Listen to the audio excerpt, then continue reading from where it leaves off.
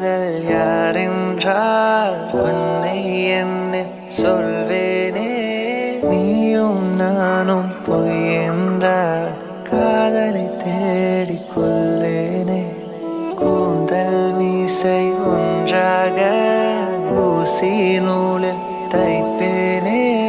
தேங்காய்க்குள்ள நீர் போல நெஞ்சில் தேகி வைப்பேனே.